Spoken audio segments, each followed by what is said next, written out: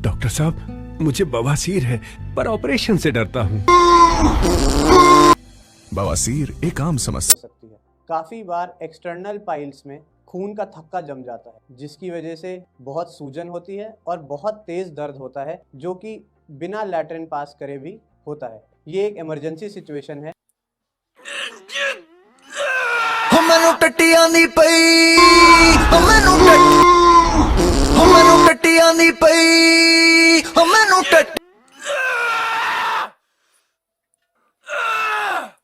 ਮੈਨੂੰ ਟੱਟੀਆਂ ਦੀ ਪਈ ਮੈਨੂੰ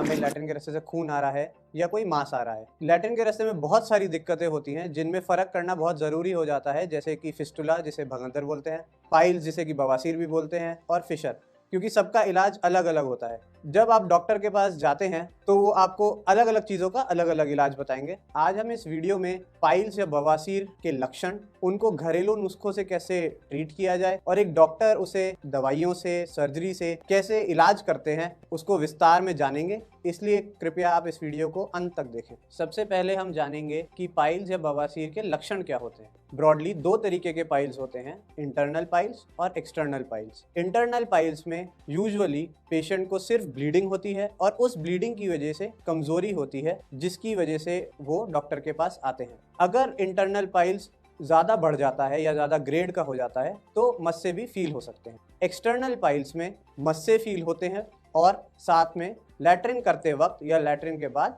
दर्द भी हो सकता है और कुछ लोगों को ब्लीडिंग भी हो सकती है। काफ़ी बार एक्सटर्नल पाइल्स में खून का थक्का जम जाता है, जिसकी वजह से बहुत सूजन होती है और बहुत तेज़ दर्द होता है, जो कि बिना लैट्रिन पास करे भी होता है। ये एक इमरजेंसी सिचुएशन है और आपको जल्द ही जल्द हॉस्पिटल में या हॉस्पिटल की इमरजेंसी में जाना चाहिए। पाइल्स या बवासीर के बहुत सारे कारण हो सकते हैं, जैसे कि लैट्रिन में ज़्यादा समय बिताना। लोग आजकल मोबाइल और न्यूज़पेपर लेके लैट्रिन में बैठते हैं, ज़्यादा टाइम बिताते हैं, जिसकी वजह से पाइल्स होने के चांसेस बढ़ जाते हैं। दूसरा, स्ट्रेन करना या लैट्रिन करते वक्त जोर लगाना, जो एक बहुत मेजर कारण है पाइल्स या बवासीर के होने का, क्योंकि जब हम जोर लगाते हैं तो लैट्रिन का रास्ता नीचे आता है, जिसकी वजह से पाइल्स होने के चांसेस बहुत बढ़ जाते हैं। तीसरा, कॉन्स्टिपेशन होना, जिसका एक बहुत बड़ा कारण है आजकल की डाइटरी हैबिट्स, जिसमें बहुत लो फाइबर डाइट होती है, हाई फैट्स होते हैं, जिसकी वजह से पाइल्स होने के चांसेस बढ़ जाते हैं। बवासीर के और कुछ कारण होते हैं जिनके बारे में हम ज़्यादा कुछ नहीं कर सकते, जैसे कि प्रेगनेंसी के टाइम पर काफ़ी महिलाओं को बवासीर होता है, लेकिन ये रिवर्सिबल है।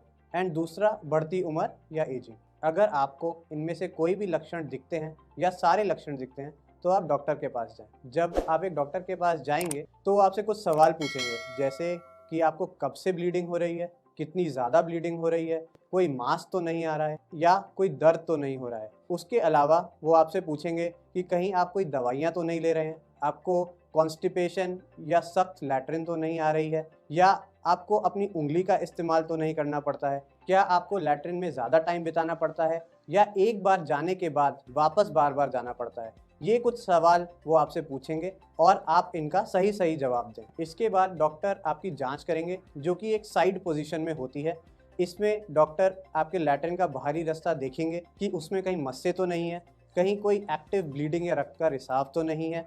एंड इसके बाद वो एक उंगली की जांच करेंगे, जिससे लैट्रिन के रास्ते के अंदर का हिस्सा देखा जाएगा कि कहीं आपको उंगली डालने पे कोई दर्द तो नहीं हो रहा है।